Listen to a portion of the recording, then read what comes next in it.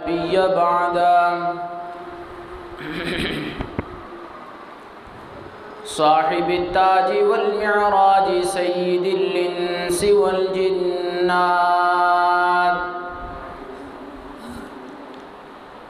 محبوب رب الأرض والسماوات الذي اسمه مكتوب في الإنجيل والتوراة أرسله بالحق بشيرا ونذيرا وداعيا إلى الله بإذنه وسراجا منيرا أما بعد فأعوذ بالله من الشيطان الرجيم بسم الله الرحمن الرحيم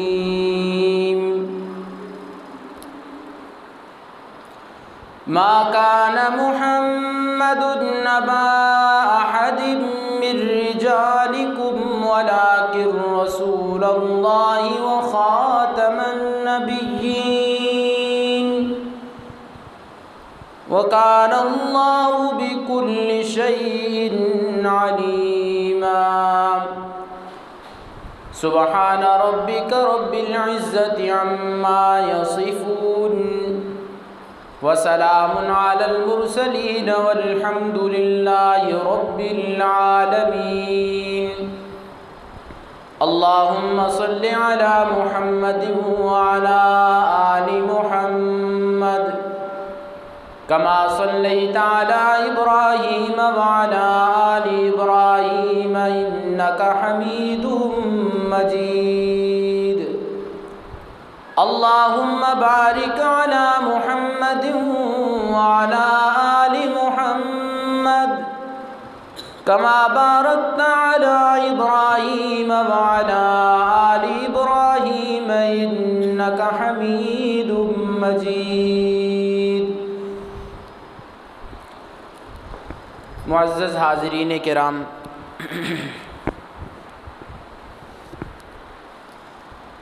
آج جس عنوان پہ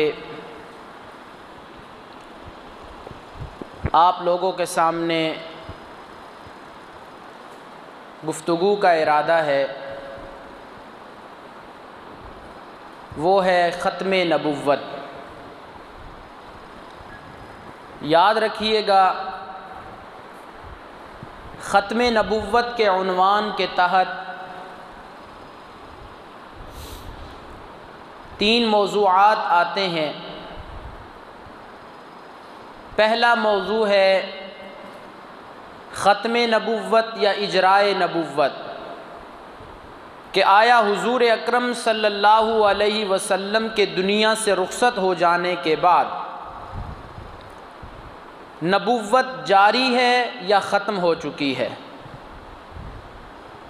اور دوسرا موضوع ہے حیات عیسیٰ علیہ السلام۔ عیسیٰ علیہ السلام آسمانوں پہ روح مع الجسد زندہ ہیں یا فوت ہو چکے ہیں؟ تیسرا موضوع ہے کذبات مرزا نے جو جھوٹ بولے ہیں زندگی میں۔ اب وقت مختصر ہے، تینوں موضوعات پہ مختصر سی روشنی ڈالوں گا۔ پہلی بات تو یہ سمجھیے کہ مرزا نے ابتدا کہاں سے کی اور کہاں یہ نبوت کے دعوے تک پہنچا۔ پہلی بات تو یہ ہے کہ سب سے پہلے یہ اپنے آپ کو مرزا غلام احمد قادیانی مامور من اللہ کہا کرتا تھا کہ مجھے اللہ کی طرف سے حکم دیا گیا ہے کہ تو تبلیغ کیا کر۔ پھر چلتے چلتے اس نے مسیح کا دعویٰ کیا کہ میں مسیح علیہ السلام، عیسیٰ علیہ السلام کی طرح ہوں، ان کے مثل ہوں، یہ دعویٰ کیا۔ لیکن پھر اس نے چونکہ نبوت کے دعوے تک پہنچنا تھا تو اس نے پھر خود عیسیٰ ہونے کا دعویٰ کیا۔ اب یہاں ایک بات سمجھیے گا، جب مرزا غلام احمد قادیانی لعین نے خود عیسیٰ ہونے کا دعویٰ کیا تو اس وقت اسے جو حقیقی عیسیٰ علیہ السلام ہیں ان کی زندگی کا انکار کرنا پڑا۔ ظاہر بات ہے وہ اپنے آپ کو عیسیٰ تبھی ثابت کر سکتا تھا نا جب وہ کہے گا کہ وہ عیسیٰ علیہ السلام کیا ہو گئے، فوت ہو چکے ہیں۔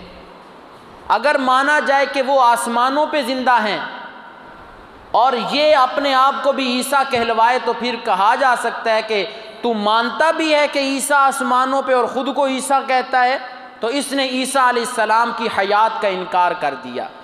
اس وجہ سے ضروری ہے کہ جب ختم نبوت کا عنوان آئے تو عیسیٰ علیہ السلام کی حیات پہ گفتگو کرنا کہ وہ روح مال جسد آسمانوں پہ زندہ ہیں۔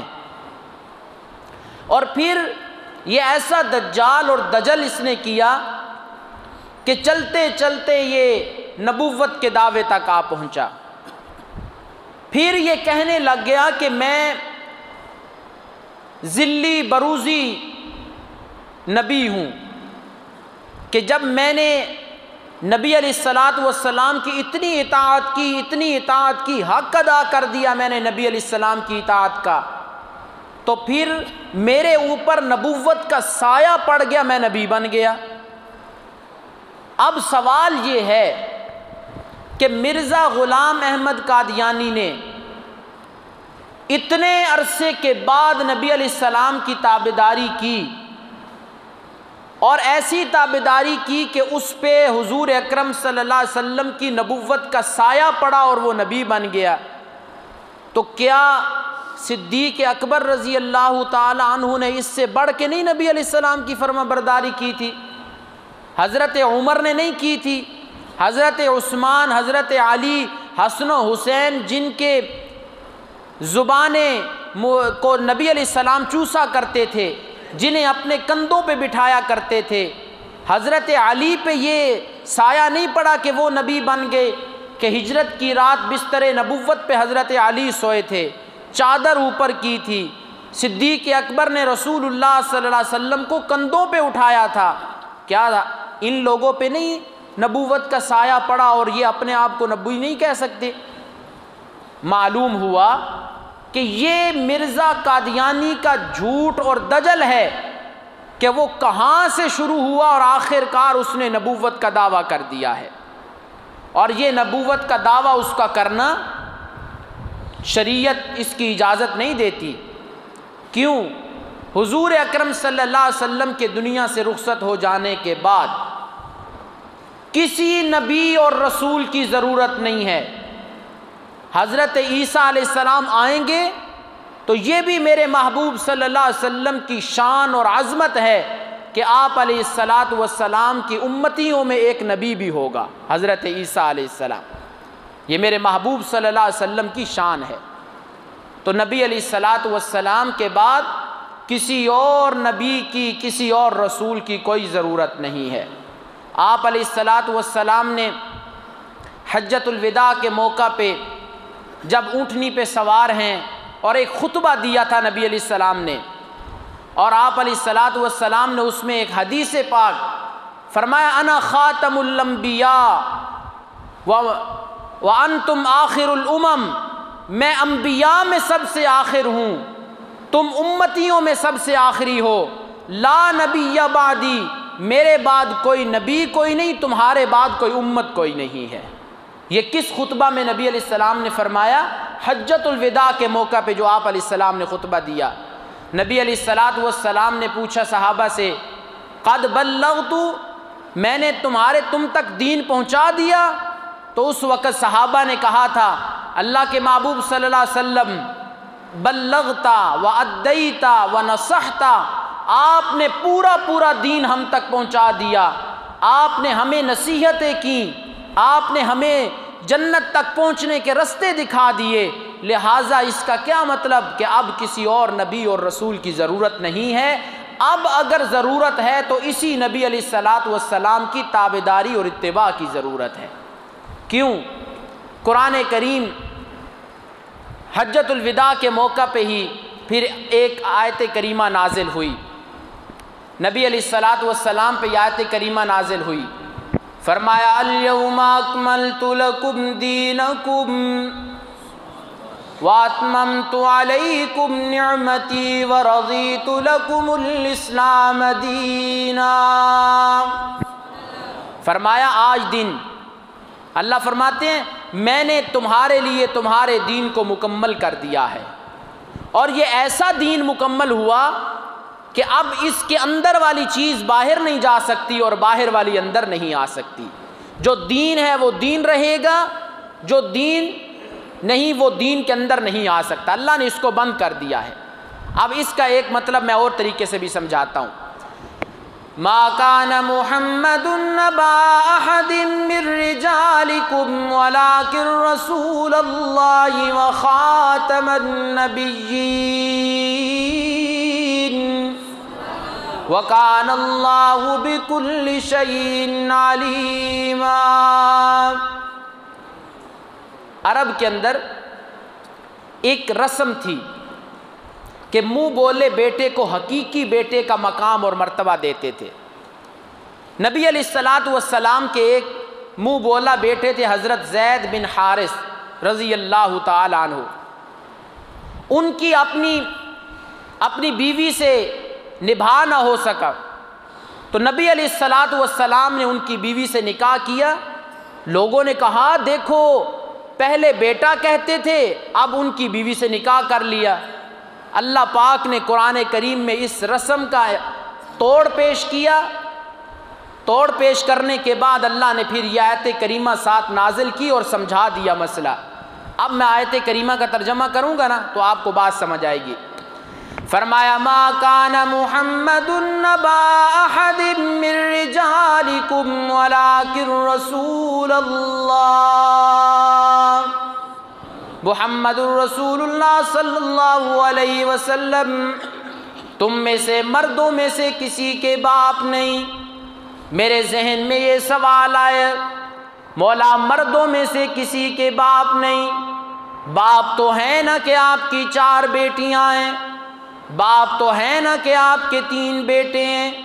رب تعالیٰ نے فرمایا میرے قرآن کے لفظوں پہ ذرا غور و فکر تو کیجئے نا۔ رب تعالیٰ نے لفظ بولا ہے من رجالکم، مردوں میں سے کسی کے باپ نہیں۔ اگر بیٹے تھے تو بچپن میں فوت ہو گئے، وہ مرد نہیں بنے تھے۔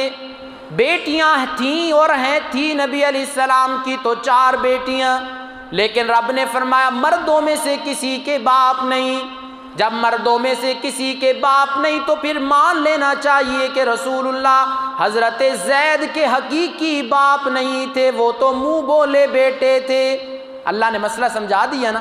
اب آگے دیکھنا، پھر میرے ذہن میں سوال آیا اے میرے مولا جب رسول اللہ مردوں میں سے کسی کے باپ نہیں تو پھر رسول اللہ کا منصب کیا ہے؟ فرمایا ولیکن رسول اللہ، رسول اللہ صلی اللہ علیہ وسلم میرے فرستادہ ہیں، میری طرف سے نبوت و رسالت دی گئی اور انہیں اس دنیا میں مبعوث کیا گیا۔ میرے مولا ایک بات ہمارے دل میں بار بار آتی ہے، باپ ہونا بھی ایک بڑی بات ہے، باپ ہونا بھی ایک بڑی بات ہے۔ آپ نے اس میں باپ ہونے کی نفی کیوں کی کہ مردوں کے کسی کے باپ نہیں؟ رب تعالیٰ نے فرمایا اگر میں نے مردوں کے لیے باپ ہونے کی نفی کی ہے تو اس سے بڑھ کے میں نے آپ رسول اللہ کو فضیلت دے دی۔ وہ کون سی فضیلت؟ رب تعالیٰ نے فرمایا ما کان محمد ابا احد من رجالکم ولکن رسول اللہ وخاتم النبیین۔ اگر مردوں میں سے کسی کے باپ نہیں لیکن اللہ کے رسول ہیں، اور باپ ہونا بڑی کمال کی بات، لیکن رب نے فرمایا میں نے جو خاتم النبیین بنا دیا ہے تو میں نے باپ ہونے سے بڑھ کے صفت عطا کر دی ہے نا۔ تو خاتم النبیین کون ہیں؟ رسول اللہ صلی اللہ علیہ وسلم۔ اب خاتم اس میں 2 لغتیں آتی ہیں، ایک لغت آتی ہے خاتم، ختم کرنے والا، وہ بھی ٹھیک ہے کہ نبوت نبیوں کو ختم کرنے والا کہ اس کے بعد اب اور کوئی نبی نہیں آئے گا۔ حضرت عیسیٰ آئیں گے بحیثیت نبی کے نہیں آئیں گے، امتی کے بن کے آئیں گے۔ اور دوسرا اس کی لغت خاتم، جس کا معنی مہر، کہ اللہ نے رسول اللہ کو ایک مہر بنا کے بھیج دیا کہ اب مہر لگ گئی ہے نبوت کی عمارت پہ، لہٰذا اس کے بعد اب کسی اور نبی کی ضرورت نہیں۔ قال النبی صلی اللہ علیہ وسلم، حضور اکرم صلی اللہ علیہ وسلم نے فرمایا میری مثال اور انبیاء کی مثال یوں سمجھیے، ایک آدمی نے بڑی خوبصورت بلڈنگ بنائی، عمارت بنائی، فَأَحْسَنَهُ وَأَجْمَلَهُ، اسے خوبصورت کیا اور اسے مزین کیا، لوگ اس کے ارد گرد چکر لگانے لگ گئے اور اس کے بارے میں حیران ہونے لگ گئے، لیکن ایک اینٹ کی جگہ خالی رکھ دی گئی، وہاں اینٹ نہ رکھی۔ لوگوں نے پوچھا کہ یہ کیا وجہ، اتنا خوبصورت محل اور مکان بنا دیا لیکن یہاں پہ اینٹ اور پتھر کیوں نہیں رکھا ایک کونے میں؟ تو رسول اللہ صلی اللہ علیہ وسلم نے فرمایا آدم علیہ السلام سے اللہ نے نبوت کی عمارت کو بنانا شروع کیا ہے، آدم علیہ السلام کی توبہ کی نبوت بھی اس میں شامل، نوح علیہ السلام کا درد بھی اس میں شامل، یوسف علیہ السلام کا حسن بھی اس میں شامل، عیسیٰ کی الہیت بھی اس میں شامل۔ یہ محل تیار ہوتا گیا، ابھی ایک اینٹ کی جگہ باقی تھی۔ لوگ حیران ہو رہے تھے جو عیسیٰ علیہ السلام کو ماننے والے تھے، کس بات پہ حیران ہو رہے تھے کہ یہ آخری اینٹ کون سی ہوگی کہ نبوت کی بات پوری ہو جائے گی؟ تو رسول اللہ صلی اللہ علیہ وسلم نے فرمایا فَأَنَا اللَّبِنَةُ، میں وہ نبوت کی آخری اینٹ ہوں، أَنَا خَاتَمُ النَّبِيِّينَ لَا نَبِيَّ بَعْدِي، جو مجھے نبوت ملی تو اللہ نے اس نبوت والی عمارت اور نبوت والی محل کو پورا بھی کر دیا اور اسے خوبصورت بھی کر دیا ہے۔ جب رسول اللہ کے آنے کے ساتھ نبوت والی عمارت اور نبوت والا محل پورا ہو گیا، خوبصورت ہو گیا، تو اب کسی اور نبی کی ضرورت نہیں ہے۔ کیا خوب کسی نے کہا لِكُلِّ نَبِيٍّ فِي الْأَنَامِ فَضِيلَةٌ وَجُمْلَتُهَا مَجْمُوعَةٌ لِمُحَمَّدِ، کہ ایک اردو کا شاعر بھی بڑے پیارے انداز میں کہتا ہے نا، جس کا مفہوم یہ ہے کہ اے میرے محبوب صلی اللہ علیہ وسلم، آپ کی کسی کے اندر بھی آپ کے جیسے فضائل و مناقب نہیں پائے جاتے، کسی کے اندر پورے نہیں پائے جاتے، آپ کے اندر سب کے پائے جاتے ہیں، کسی میں سارے نہیں پائے جاتے، دو چار پائے جاتے ہیں صرف۔ لِكُلِّ نَبِيٍّ فِي الْأَنَامِ فَضِيلَةٌ وَجُمْلَتُهَا مَجْمُوعَةٌ لِمُحَمَّدِ، اگر حضرت آدم علیہ السلام کی توبہ کا انداز رب کو پسند آئے، استغفار کا انداز رب کو پسند آئے، نوح کا رونا پسند آئے، یوسف کا پریشان ہونا پسند آئے، اور حضرت عیسیٰ کا بھی پریشان ہونا پسند آیا، حضرت موسیٰ کا فرعون سے مقابلہ کرنا پسند آیا، تو رب تعالیٰ نے یہ ساری صفات اٹھا کے محمد الرسول اللہ میں رکھ دی ہیں، ساری صفات انہی میں رکھ دی، اور ایسی خوبصورت رکھی ساری صفات کہ رسول اللہ ایک ایسی جامع شخصیت بن گئی کہ ایک طرف 1,24,000 میں سے ایک کم کر کے سارے نبیوں کو دیکھو اور دوسری طرف اکیلے محمد کو دیکھو تو سب کی تصویر نظر آتی ہے اس میں، ہے نا۔ اب میں ایک بات کرنے لگا ہوں، ذرا سنیے گا۔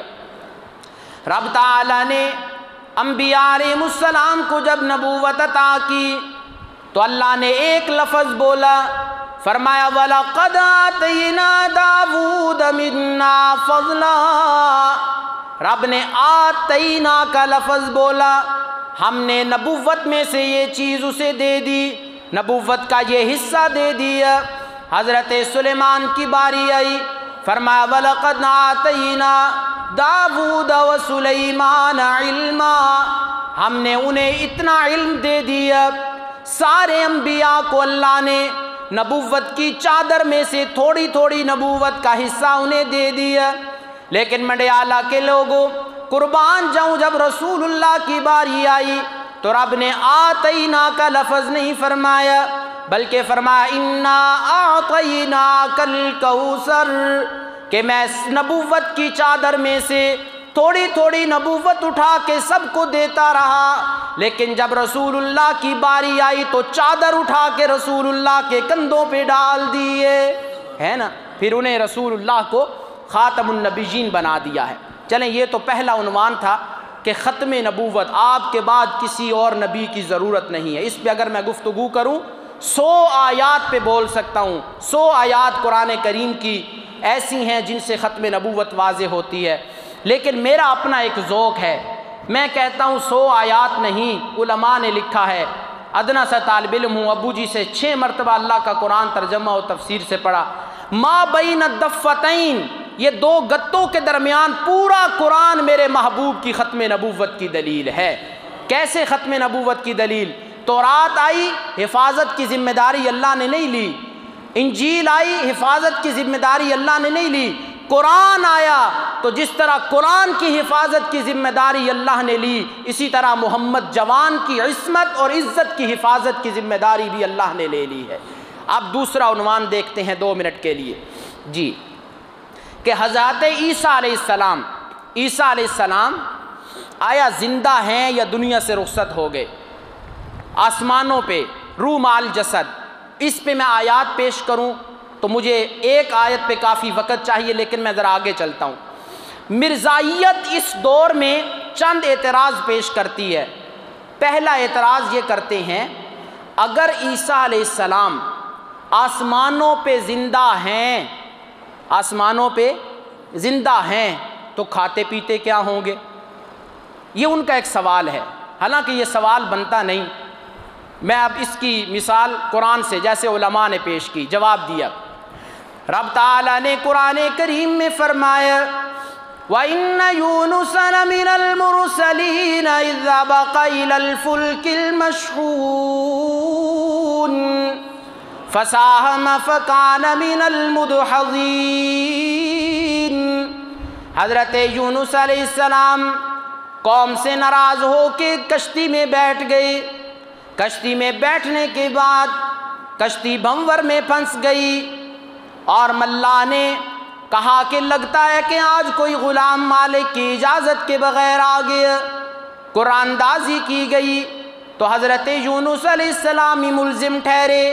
حضرت یونس علیہ السلام نے سوچا میری وجہ سے سارے کیوں پریشان ہوں، دریا میں سمندر میں چھلانگ لگا دی، مچھلی کے پیٹ میں چلے گئے، مچھلی کے پیٹ میں گئے تو رب تعالیٰ نے مچھلی کو حکم دیا کہ اے مچھلی، پہلے تو تیرے پیٹ میں جو چیز آتی تھی وہ تیری خوراک بن جایا کرتی تھی، آج تیرے پیٹ میں تیری خوراک نہیں، لیکن میں رب کی امانت آ رہی ہے، اسے ہضم نہیں ہونے دینا، ہے نا، اس کی قدرتیں ہیں نا، وہ نظام کو جہاں روک دے، مچھلی کے نظام ہضم کو اللہ نے روک دیا، حضرت یونس کو بچا لیا اس میں۔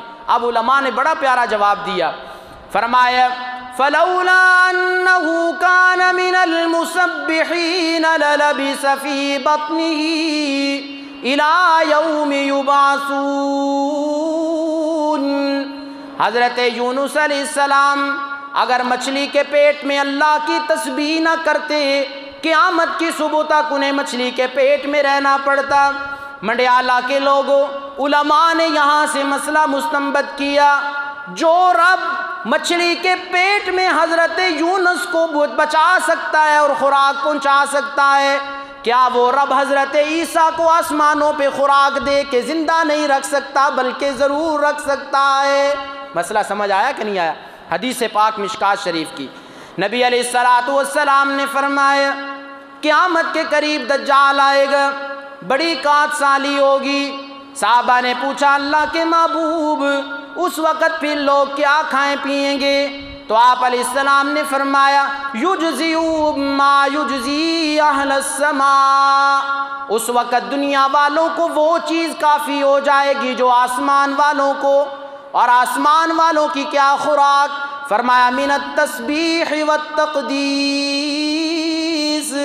آسمان والے ہماری طرح گندم اور خوراک نہیں کھاتے، انہیں بھوک لگتی ہے تو وہ اللہ کا ذکر شروع کرتے ہیں، اللہ انہیں سیر کر دیا کرتے ہیں، ہے نا۔ تو اللہ نے فرمایا کہ سمجھا دیا مسئلہ کہ عیسیٰ علیہ السلام اب کہاں کے مہمان ہیں؟ آسمانوں کے۔ تو جب آسمانوں کے مہمان تو خوراک بھی کون سی چلے گی؟ آسمانوں والی چلے گی۔ یہاں ایک لطیفے کے طور پہ ایک بات سنا دیتا ہوں۔ 2017 میں میں ابو جی کے ساتھ ترکی گیا تھا، استنبول، پھر شام کے علاقوں میں بھی۔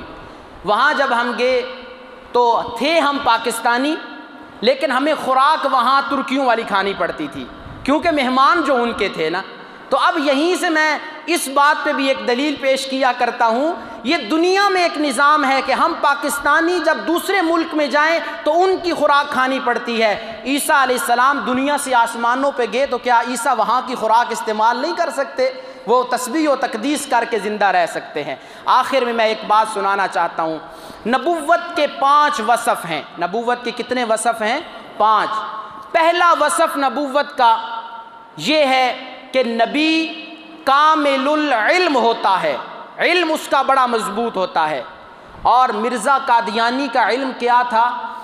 وہ سفر کے مہینے کو اسلامی سال کا 4تھا مہینہ کہا کرتا تھا، یہ اس کا علم تھا۔ اب یہ میں اپنی طرف سے نہیں کہہ رہا، یہ ان کی کتابیں اٹھائیں، سیرت مہدی اٹھائیں، تریاق القلوب اٹھائیں، اور خطبہ مرزا محمود یہ اٹھائیں، اس کے اندر یہ باتیں لکھی ہوئی ہیں۔ میں کوشش کروں گا کہ 1-2 منٹ میں یہ 5 نبوت کے وصف بیان کروں اور اس کے مقابلے میں مرزا کی صفات بھی ذکر کروں۔ نبوت کا پہلا وصف کہ نبی کامل العلم ہوتا ہے، اور مرزا کیا تھا؟ اسلامی مہینے، سفر کے مہینے کو کہتا تھا یہ 4تھا مہینہ ہے، یہ اس کا علم ہے۔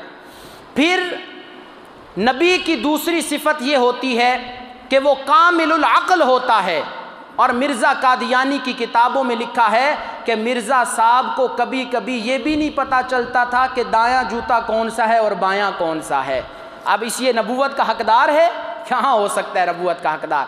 اور نبوت کا تیسرا وصف کہ نبی صادق و امین ہوتا ہے، اور مرزا لعین نے کہا میں 50 کتابیں لکھوں گا، صرف 5 کتابیں لکھیں، لوگوں سے 50 کے پیسے لیے، لوگوں نے کہا مرزا جی 50 لکھنی تھی 5 لکھ دی، کہنے لگا 1 صفر کا ہی تو فرق ہے، اور کیا ہے، اگر 5 لکھ دی تو اس میں کیا ہو گیا، کتنا جھوٹا تھا۔ اور نبوت کا ایک اور وصف ہوتا ہے کہ نبی عصمت کاملہ کا حامل ہوتا ہے، کریکٹر اور کردار کا بڑا مضبوط ہوتا ہے نبی۔ اور مرزا کی کتابوں میں لکھا ہے کہ مرزا کبھی کبھی زنا بھی کر لیا کرتا تھا، اس کے مریدوں نے کہا۔ اور نبی کا 5واں وصف یہ ہوتا ہے کہ قوت حافظہ بڑا مضبوط ہوتا ہے نبی کا، کہ جو ایک مرتبہ وحی آئی پھر کبھی بھولی نہیں۔ اور مرزا کی کتابوں میں لکھا ہے کہ مرزا نے اپنے مرید کو کہا آج کل طبیعت اتنی خراب ہے کہ آج تو زہری اور آسان باتیں بھی میں بھول جاتا ہوں، میرا حافظہ ٹھیک نہیں ہے۔ اب ایک طرف نبوت کی 5 وصف رسول اللہ کی ذات میں دیکھو تو کیسے نکھری ہوئی نظر آتی ہیں، اور وہی 5 چیزیں مرزا میں دیکھو تو اس کا بالکل برعکس نظر آتا ہے۔ تو پھر ہمیں کہنا پڑے گا آخری نبی اور آخری پیغمبر محمد الرسول اللہ ہیں۔ جو اس کے بعد دعویٰ کرے گا کہ میں نبی ہوں یا اس نبی کے ہونے پہ دلیل مانگے گا، امام ابو حنیفہ نے فرمایا دائرہ اسلام سے خارج ہوگا۔ وآخر دعوانا الحمد للہ رب العالمین۔